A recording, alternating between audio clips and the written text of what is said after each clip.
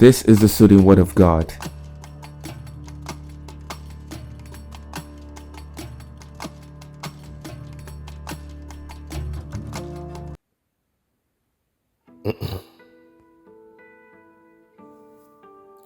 Genesis chapter 31. Jacob flees from Laban. Jacob heard that Laban's sons were saying, "Jacob has taken everything our father owned and has gained all his wealth from what belonged to our father." And Jacob noticed that Laban's attitude towards him was not what it had been. Then the Lord said to Jacob, "Go back to the land of your fathers and to your relatives, and I will be with you." So Jacob sent word to Rachel and Leah to come out to the fields where his flocks were. He said to them, "I see that your father's attitude towards me is not what it was before, but the God of my father has been with me. You know that I've worked for your father with all my strength, yet your father has cheated me by changing my wages 10 times. However, God has not allowed him to harm me. If he said, 'The speckled ones will be your wages,' then all the flocks gave birth to speckled young. And if he said, 'The streaked ones will be your wages,' then all the flocks bore streaked young. So God has taken away your father's livestock and has given them to me. In breeding season, I once had a dream in which I looked up and saw that the male goats mating with the flock were streaked, speckled, or spotted. The angel of God said to me in the dream, 'Jacob.' I answered, 'Here I am.' And he said, 'Look up and see that all the male goats mating with the flocks are streaked, speckled, or spotted. For I have seen all that Laban has been doing to you. I am the God of Bethel, where you anointed a pillar and where you made a vow to me. Now leave this land at once and go back to your native land.' Then Rachel and Leah replied, 'Do we still have any share in the inheritance of our father's estate? Does he not regard us as foreigners?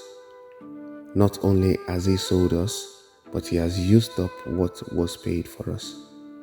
Surely all the wealth that God took away from our father belongs to us and our children. So do whatever God has told you.' Then Jacob put his children and his wives on camels, and he drove all his livestock ahead of him, along with all the goods he had accumulated in Paddan Aram, to go to his father Isaac in the land of Canaan. When Laban had gone to shear his sheep, Rachel stole her father's household gods. Moreover, Jacob deceived Laban the Aramean by not telling him he was running away.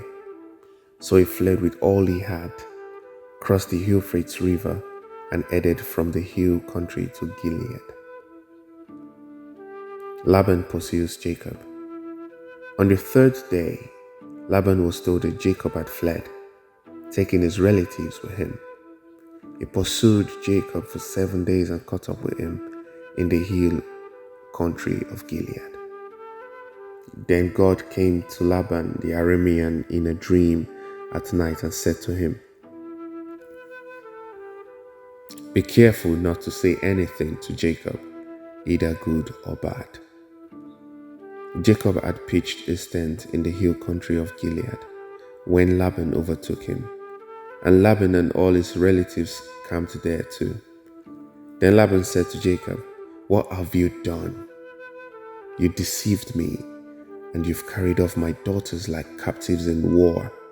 Why did you run off secretly and deceive me? Why didn't you tell me, so I could send you away with joy and singing to the music of timbrels and harps? You didn't even let me kiss my grandchildren and my daughters goodbye. You have done a foolish thing. I have the power to harm you, But last night the God of your father said to me, 'Be careful not to say anything to Jacob, either good or bad.' Now have you gone off because you longed to return to your father's household? But why did you steal my gods?" Jacob answered Laban, "I was afraid, because I thought you would take your daughters away from me by force. But if you find anyone who has your gods, that person shall not leave. In the presence of our relatives, see for yourself whether there is anything of yours here with me, and if so, take it." Now Jacob did not know that Rachel had stolen the gods. So Laban went into Jacob's tent, into Leah's tent, and into the tent of the two female servants, but he found nothing. After he came out of Leah's tent, he entered Rachel's tent. Now Rachel had taken the household gods and put them inside a camel's saddle and was sitting on them. Laban searched through everything in the tent, but found nothing. Rachel said to her father, "Don't be angry, my lord, that I cannot stand up in your presence. I am having my period." So he searched, but could not find the household gods. Jacob was angry and took Laban to task. "What is my crime?" he asked Laban. "How have I wronged you that you hunt me down? Now that you've searched through all my goods, what have you found that belongs to your household? Put it here in front of your relatives and mine, and let them judge between the two of us. I have been with you for 20 years now. Your sheep and goats have not miscarried, nor have I eaten rams from your flocks. I did not bring you animals torn by wild beasts. I bore the loss myself. And you demanded payment from me for whatever was stolen by day or night. This was my situation. The heat consumed me in the daytime and the cold at night, and sheep fled from my eyes. It was like this for the 20 years I was in your household. I worked for you 14 years for your 2 daughters and 6 years for your flocks, and you changed my wages 10 times. If the God of my father, the God of Abraham, and the fear of Isaac had not been with me, you would surely have sent me away empty-handed. But God has seen my hardship and the toil of my hands, and last night he rebuked you." Laban answered Jacob, "The women are my daughters, the children are my children, and the flocks are my flocks. All you see is mine. Yet what can I do today about these daughters of mine, or about the children they have borne? Come now, let's make a covenant, you and I, and let it serve as a witness between us." So Jacob took a stone and set it up as a pillar. He said to his relatives, "Gather some stones." So they took stones and piled them in a heap, and they ate there by the heap. Laban called it Jegar Sahadutah, and Jacob called it Galid. Laban said, "This heap is a witness between you and me today." That is why it was called Galid. It was also called Mizpah, because he said, "May the Lord keep watch between you and me when we are away from each other. If you mistreat my daughters, or if you take any wives beside my daughters, even though no one is with us, remember that God is a witness between you and me." Laban also said to Jacob, "Here is this heap, and here is this pillar I have set between you and me. This heap is a witness, and this pillar is a witness, that I will not go past this heap to your side to harm you, and that you will not go past this heap and pillar to my side to harm me. May the God of Abraham, and the God of Nahor, and the God of their father judge between us." So Jacob took an oath in the name of the fear of his father Isaac. He offered a sacrifice there in the hill country and invited his relatives to a meal. After they had eaten, they spent the night there.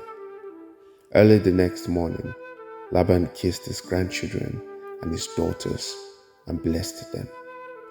Then he left and returned home. Genesis 32. Jacob prepares to meet Esau. Jacob also went on his way, and the angels of God met him. When Jacob saw them, he said, "This is the camp of God."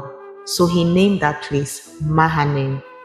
Jacob sent messengers ahead of him to his brother Esau in the land of Seir, the country of Edom. He instructed them, "This is what you are to say to my lord Esau. Your servant Jacob says, I have been staying with Laban and have remained there till now.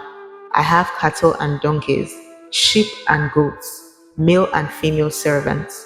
Now I am sending this message to my lord, that I may find favor in your eyes." When the messengers returned to Jacob, they said, "We went to your brother Esau, and now he is coming to meet you, and 400 men are with him." In great fear and distress, Jacob divided the people who were with him into two groups, and the flocks and herds and camels as well. He thought, "If Esau comes and attacks one group, the group that is left may escape." Then Jacob prayed, "O God of my father Abraham, God of my father Isaac, Lord, you who said to me, 'Go back to your country and your relatives, and I will make you prosper.' I am unworthy of all the kindness and faithfulness you have shown your servant. I had only my staff when I crossed this Jordan, but now I have become two camps. Save me, I pray, from the hand of my brother Esau, for I am afraid he will come and attack me, and also the mothers with their children. But you have said, 'I will surely make you prosper, and will make your descendants like the sand of the sea, which cannot be counted.'"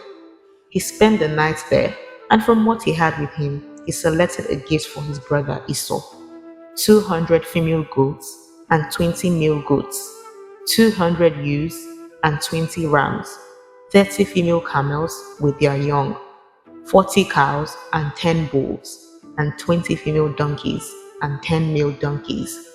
He put them in the care of his servants, each herd by itself, and said to his servants, "Go ahead of me and keep some space between the herds."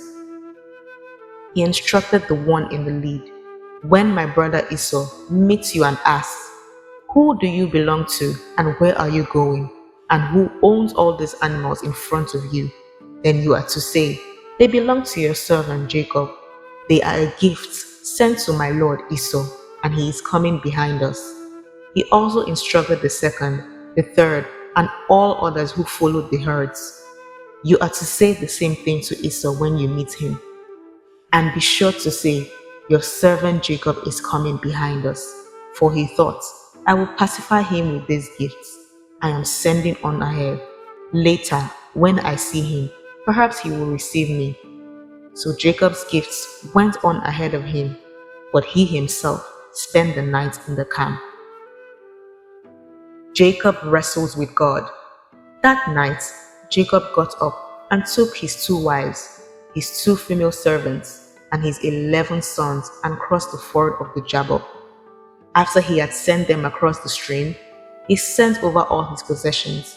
So Jacob was left alone, and a man wrestled with him till daybreak. When the man saw that he could not overpower him, he touched the socket of Jacob's hip, so that his hip was wrenched as he wrestled the man. Then the man said, "Let me go, for it is daybreak." But Jacob replied, "I will not let you go unless you bless me." The man asked, "What is your name?" "Jacob," he answered. Then the man said, "Your name will no longer be Jacob, but Israel, because you have struggled with God and with humans and have overcome." Jacob said, "Please tell me your name." But he replied, "Why do you ask my name?" Then he blessed him there. So Jacob called the place Peniel, saying, "It is because I saw God face to face, and yet my life was spared. The sun rose above him as he passed Peniel, and he was limping because of his hip. Therefore, to this day, the Israelites do not eat the tendon attached to the socket of the hip, because the socket of Jacob's hip was touched near the tendon. This is the soothing word of God. If you enjoyed today's reading, please like, subscribe, comment what you think, and share with your friends. I would like to see you tomorrow. The Bible continues tomorrow. Same time, same venue. God bless you.